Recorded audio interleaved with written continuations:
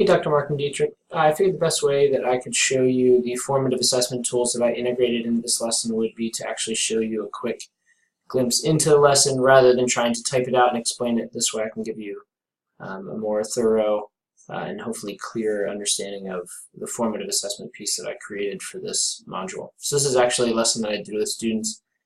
And the learning goal was to be able to identify and describe the characteristics of the three different types of galaxies. So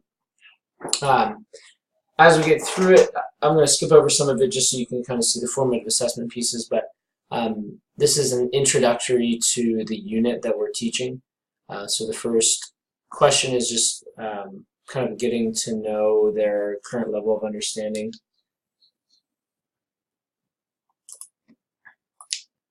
As we start to introduce the topics a little bit, doing different virtual field trips to kind of pique their interest to start the discussions about the different types of galaxies. And then defining a galaxy is that it's a big cluster, a big group of stars. From here on out, we start looking at the three different types of galaxies, and this picture, or rather this group of pictures, shows the three different types of galaxies.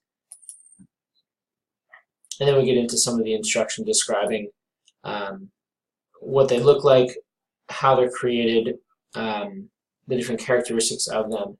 And then what I want students to be able to do is to tell me some of the characteristics of in this case, spiral galaxy, where the older stars are, where the newer stars are, some of the characteristics of what they see. In this case, that it looks like it's spinning around the center, and then it has these arms that kind of extend out.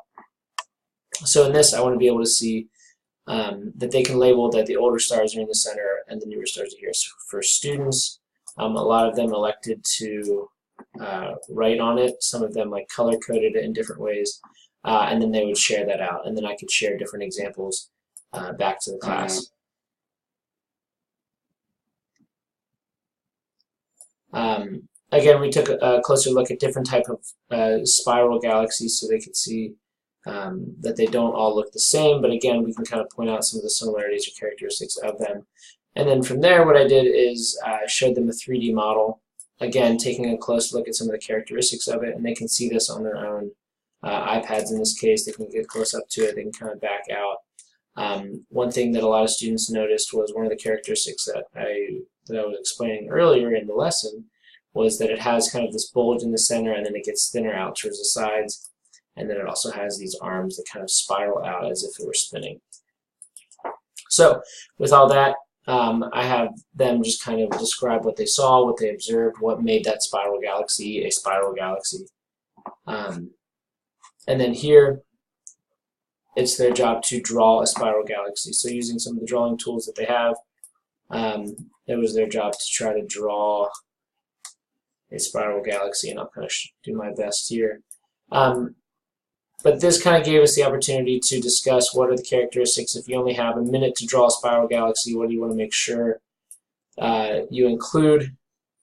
And this gave me a really quick feedback on, did they understand the main concepts of it, or are they unsure of it? And I could tell pretty quickly by the drawings. And I could also share, as I had 20 or 25 students sharing the drawings, I could post one or two anonymously up on my screen and on their screens. And again, we can discuss what are the common characteristics between the student examples as well. Then we move on, another formative assessment, another check to see, okay, can you pick out the spiral galaxies from this picture of a lot of galaxies? So their instruction was to circle the spiral galaxies. On my board, I labeled this, I think, A. Maybe it's not, let me draw. So like A, B, C, and D. Students on their iPads then, so this is 1, 2, 3, 4, and 5. So they were in charge of circling them on their own iPads, and then we kind of did a quick check. So they would say, okay, I think A1 is a spiral galaxy, A3, B2 was a good talking point. We could say, okay, well, is this one, or maybe it doesn't have all the qualities of what we said a spiral galaxy should have. So it kind of provided a talking point for students to share out. So this is kind of cool. It gave me the ability to see their own iPads and see which ones they picked, and then as a class kind of get an idea as to where we were as far as their understanding of a spiral galaxy. As I move through, we moved on to the next type of galaxy, which is the elliptical galaxy. One thing that came up with students is that it looks very similar to a spiral galaxy. So again, we could talk about what are the qualities of an elliptical galaxy that a spiral galaxy doesn't have, and vice versa. Check out some more examples, and then back into the formative assessment where they're going to go and see, okay, can they identify the different types of elliptical galaxies? So maybe this one before we had some questions on, I can't tell if it's spiral or not. It doesn't really have these arms like the other ones do. So from that, we can tell as a class, right, this one's elliptical. And so that's a good formative assessment from an independent student or as a whole class. And again, each student is doing this on their own slides. So if I see that one student is circling a lot of spiral galaxies too, then I can go back and reteach that with them and help them identify, okay, well, what's the difference between this spiral galaxy and maybe an elliptical galaxy? Or maybe it's hard to tell, like this one, maybe it's just a spiral galaxy on its side. So it gives a lot of good talking points with students. As we move on, again, the students have the example to draw an elliptical galaxy. So they were identifying it. As a class, we were talking about it. Now it's their job to draw an elliptical galaxy. So for this, a lot of them just kind of drew a circle, which was fine. That was one of the descriptions, that it could just be a circle. Some of them made it more of an oval, but a lot of them still tried to add the little arms on the outside. So that, again, was our talking point, talking about the characteristics of the different type of galaxies and so on and so forth. So this is another kind of place to check in with students and make sure that they didn't think that all galaxies look like this, but in fact there's different types of galaxies. As we move on to the last type, which is irregular. Talk about the characteristics, look at some more pictures, and back to the formative assessment. Here they're circling the irregular galaxies. So we have the opportunity to, once again, all students have this on their screen, all of them turn in this assignment. So after they're done circling a few of them, they would submit it, which means I could see it on my screen. And then we discuss it and go over it as class. So again, I get the independent feedback from students, and then I can kind of check and see where the class is all together. And a lot of it led to some good discussion because some of them are a little bit difficult to tell. This one's kind of hard to tell. Is this elliptical? Is it irregular?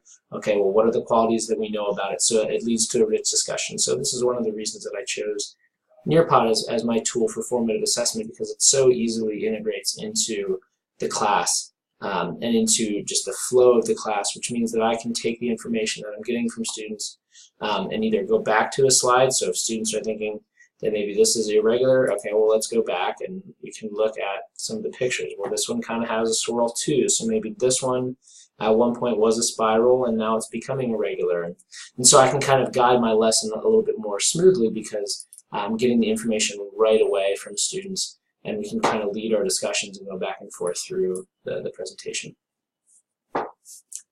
Last one, draw an irregular galaxy.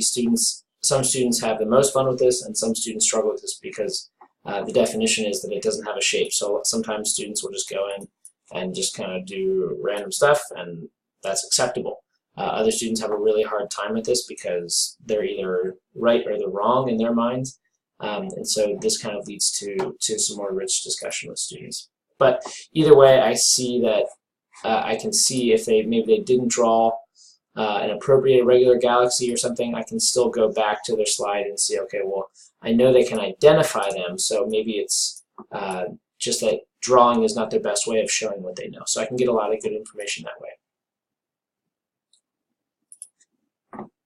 Finally, as we kind of move through, towards the end of the lesson, a little bit more formative assessment, going back to our definition. This is more of a discussion point than a formative assessment, but it does give me some information as to whether students understand what a galaxy is in and of itself.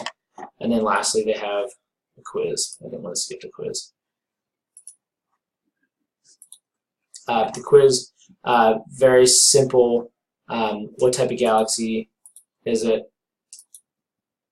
Kind of checking in, making sure that they know what it is, and then from here on out, I can kind of guide my lessons. Students who have trouble or are not answering correctly with this would get pulled into a small group or might do some independent study on the different types of galaxies.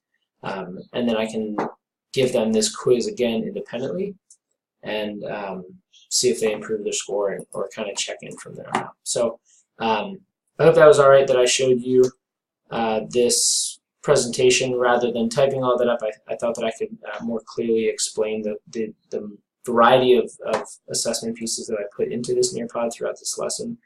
But I'll be sure to post this link, obviously, into my my paper. Thanks. Have a good night.